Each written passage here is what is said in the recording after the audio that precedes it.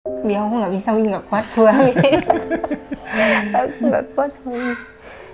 Aduh, aku kalau selalu nginget-nginget itu kayak nggak kuat di suami. Nggak kuat. Suruh cerita nggak kuat. Aduh, gimana sih ini? Nangis terus ini. Emang ya susah banget sih dulu. Susah. Sangat susah sih, karena sangat susah jadi. Aduh, ntar dulu Mas.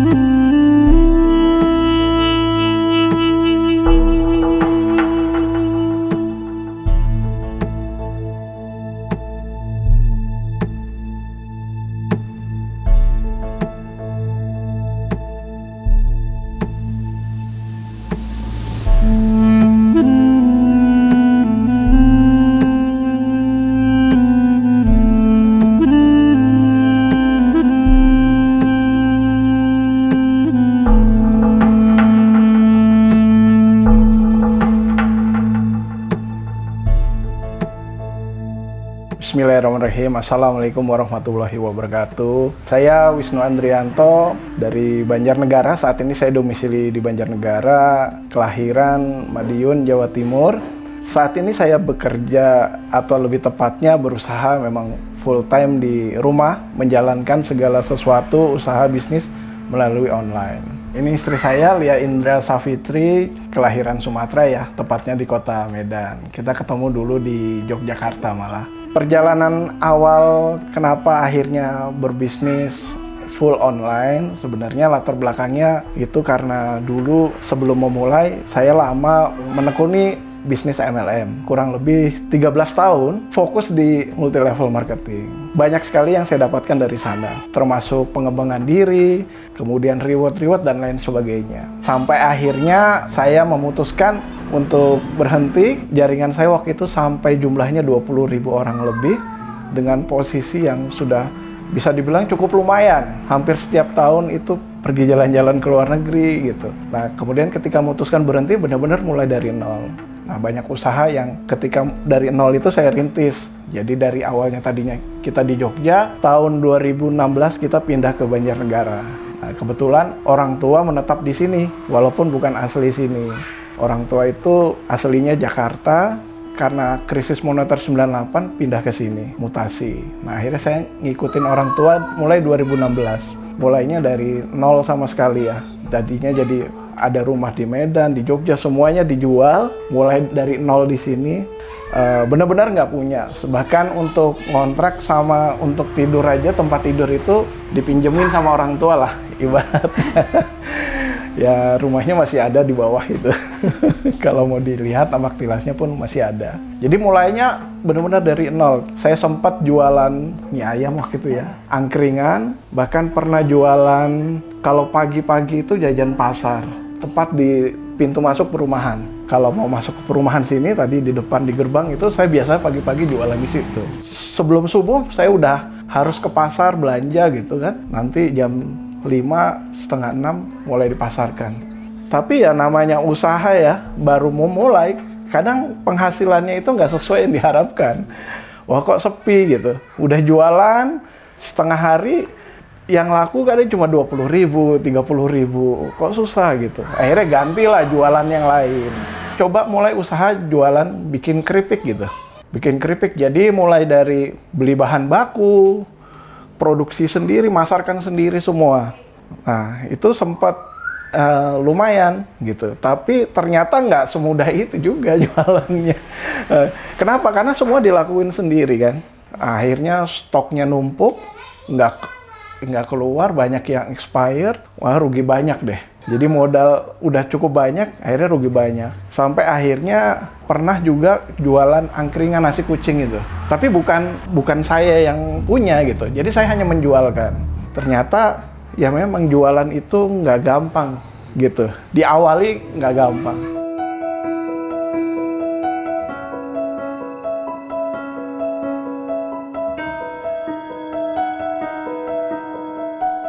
Pernah satu malam itu, kalau saya bilang ngenes banget lah.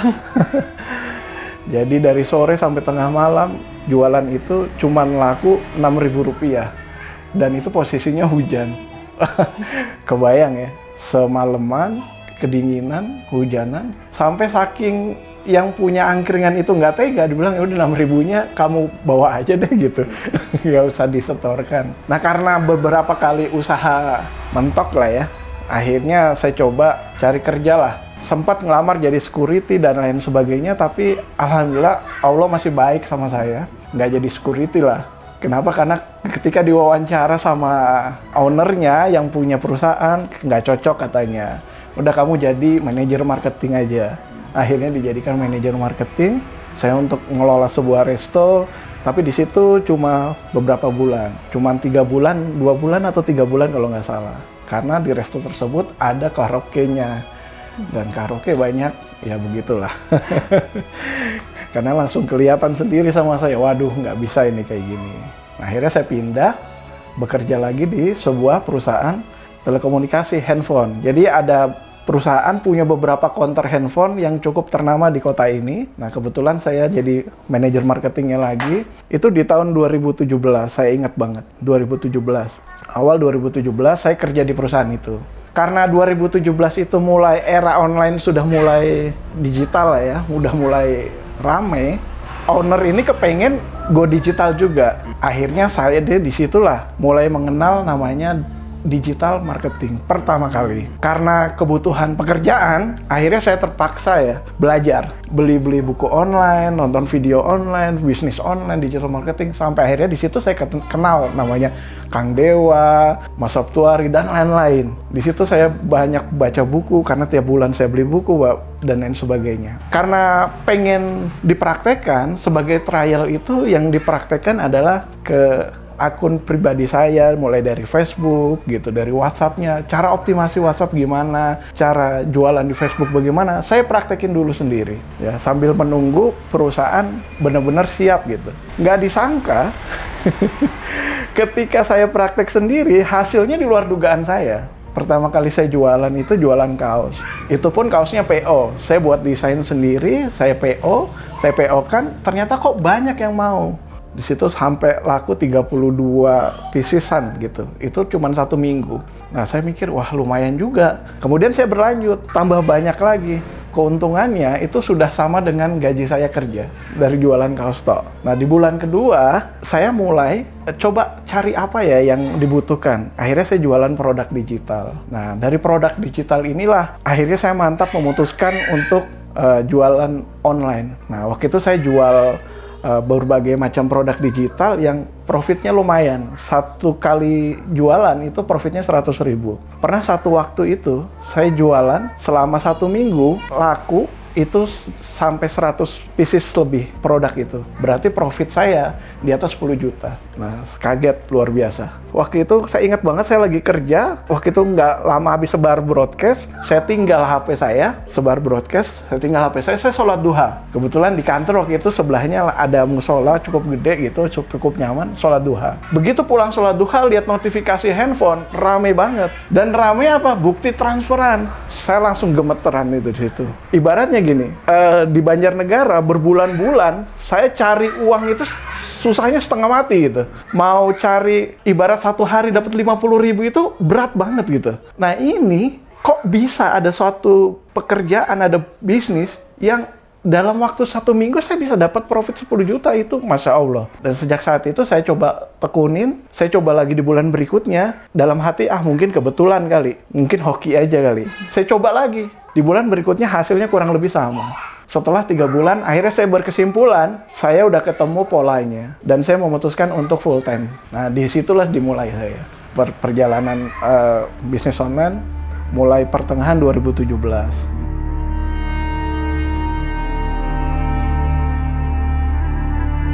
Ya, aku nggak bisa, nggak kuat suami. Aku nggak kuat suami. Aduh, aku kalau suruh nginget-nginget itu kayak nggak kuat di suami. Suruh cerita nggak kuat. Aduh, gimana sih ini? Nangis terus ya. Emang ya susah banget sih dulu. Susah. Sangat susah sih, karena sangat susah. Aduh, ntar dulu Mas. Jadi emang dulu susah banget sih ya. Apalagi mau punya anak yang ketiga itu. Aduh. Iya, soalnya posisi kan saya lagi hamil juga kayak gitu.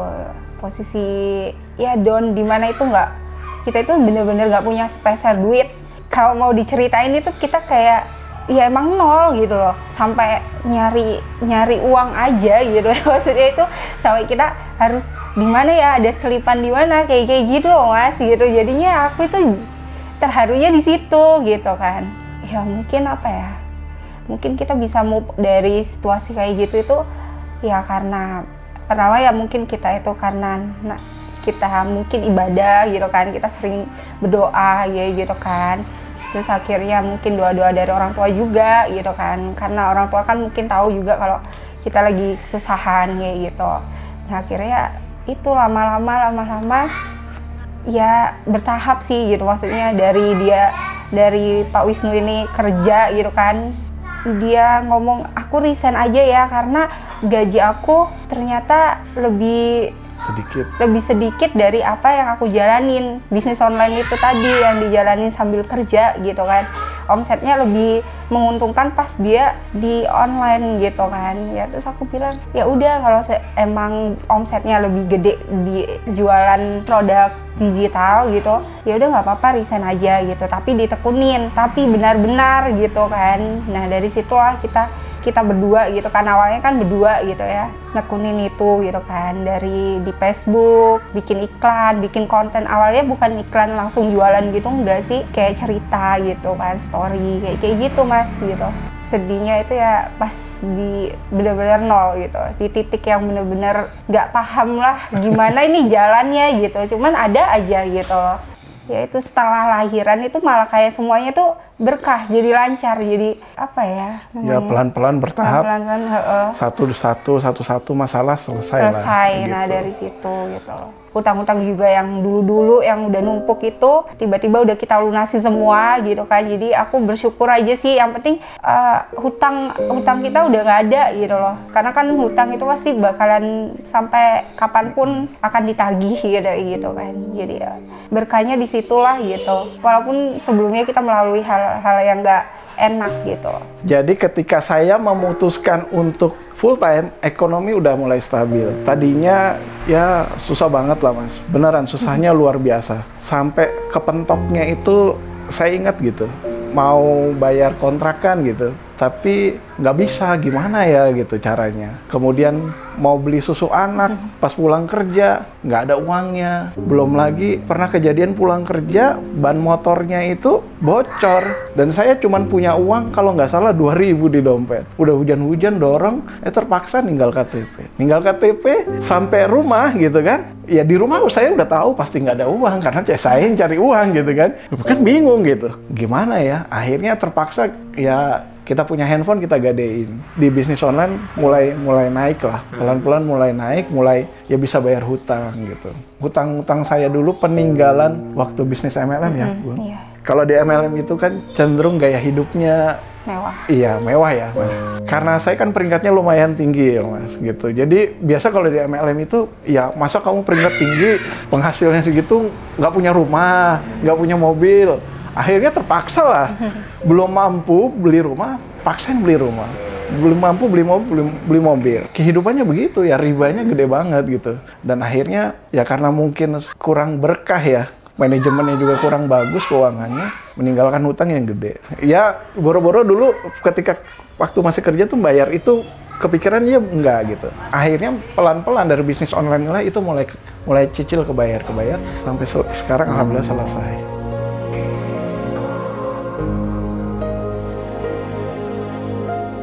Kalau pecah telur snack sejak Januari, ketika pecah telur itu buka peluang lah gitu. Jadi memang saya sebelumnya itu suka dengan konten pecah telur. Jadi sebelum kolaborasi dengan Kang Dewa pun saya sering lihat gitu. Bahkan saya ngomong sama istri saya, ini ada konten bagus nih gitu. Saya ngelihat beberapa tokoh yang diangkat gitu.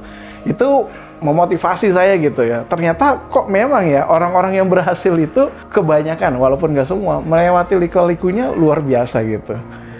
Berarti saya bisa ambil kesimpulan tracknya sebenarnya sudah benar gitu. Nah, sampai saking menginspirasinya pecah telur, saya sampai pernah itu chat kalau nggak ke Fitskin, ke mana pokoknya di YouTube-nya gitu, ada deskripsi, saya chat ada peluang nggak gitu pecah telur ini, ada jualan produk apa gitu, sampai saya tanya gitu. Makanya begitu pecah telur snack keluarin produk, ya udah saya nggak pakai mikir gitu. Kenapa? Karena saya yakin begini, orang berjualan produk itu bukan hanya cuman mau menikmati produknya, tapi kalau ada value lebih dari produknya, itu dia akan, insya Allah akan panjang. Di pecah telur snack gitu, kalau ada peluangnya, saya berpikir ini profitnya pasti akan dipakai untuk kebermanfaatan lebih. Karena selama ini aja belum ada produknya, udah ngasih kebermanfaatan lebih. Itu dalam pikiran saya. Tuh akhirnya ya udah deh, saya join. Waktu itu sempat ragu juga sih, saya bisa nggak jualan snack ya? Karena dulu pernah jualan keripik singkong gitu, nggak laku gitu. Susah gitu. Ternyata nggak sangka sih responnya. Tadinya saya pengen pesen pertama kalau nggak salah 200-300 gitu kan. Ntar habis nggak ya? Ya udah akhirnya beraniin pesen. Pas dijalanin 1 bulan, kalau nggak salah tembus hampir 2.000 malah.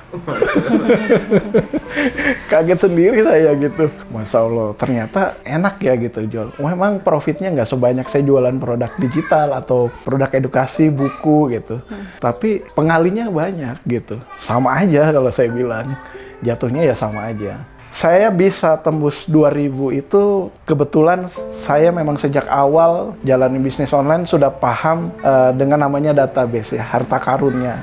Atau gimana sih biar kita itu kalau di online itu bisa laris. Nah salah satunya kita punya database. Nah kebetulan saya expertise-nya di WhatsApp, jadi saya punya puluhan ribu database WhatsApp. Jadi sekali saya broadcast, alhamdulillah belum pernah sih broadcast itu nggak ada yang beli, nggak ada yang nyantol, nggak mesti adanya. Apa ya, karena faktor jumlah rata-rata kan. Semakin banyak bilangannya, kemungkinannya semakin besar. Nah seperti itu. Alhamdulillah banyak yang pesan, kemudian saya buka peluang untuk jadi tim penjualan juga gitu. Itu salah satu ekspertasinya saya juga, akhirnya banyak yang kepengen. Dan ketika mereka jadi tim penjualan juga bahkan sampai beberapa orang yang bilang dia jualan produk lain sebelumnya, dia jualan snack ini malah gampang banget. Sebelumnya dia jualan paling 1 bulan bisa laku 10, paling dapat 300.000. Di pecah telur dia bisa jualan 1 bulan 100-200 pieces. Itu ya buat mereka itu luar biasa sih gitu. Dan saya juga bilang wah ternyata banyak yang tertolong dengan produk ini gitu.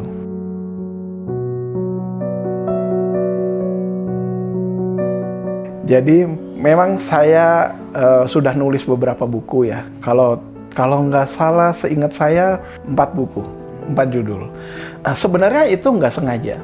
Awalnya saya jualan produk edukasi, jualan buku-buku Kang Dewa. Karena saya waktu itu pembacanya dulu ya, saya ngerasa ada perubahan dalam diri saya. Saya berpikir kalau saya bermanfaat, buku ini bermanfaat buat diri saya, pasti bermanfaat buat banyak orang. Dan insya Allah kalau bermanfaat banyak orang, jualnya gampang.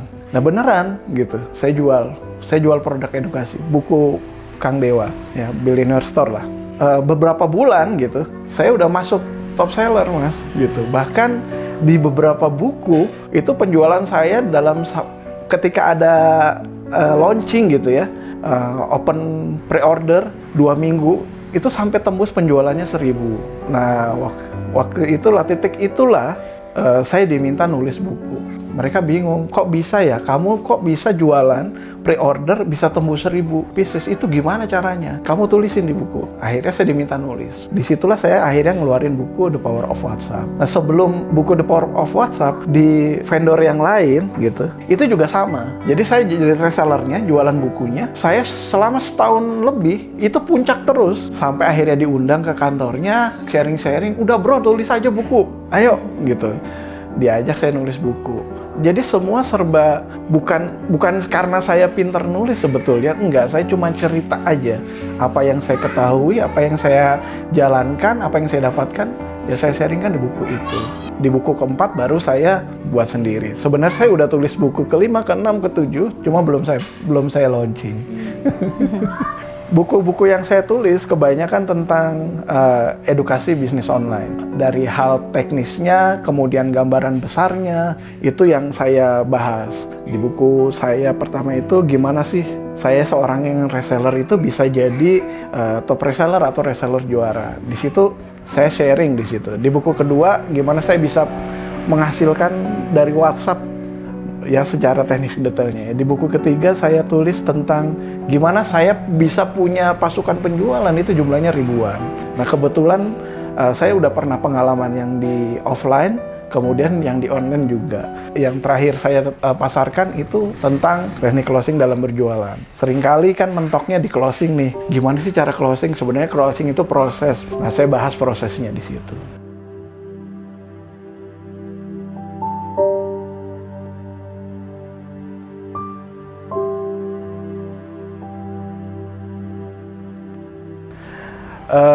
Impian saya dan keluarga ke depan ya, yang paling kita inginkan ya, salah satunya selain buat kita sekeluarga, buat orang tua juga gitu ya. Kita pernah, orang tua tuh pernah sampai jual rumah gitu. Kita juga pengen beliin orang tua rumah juga gitu.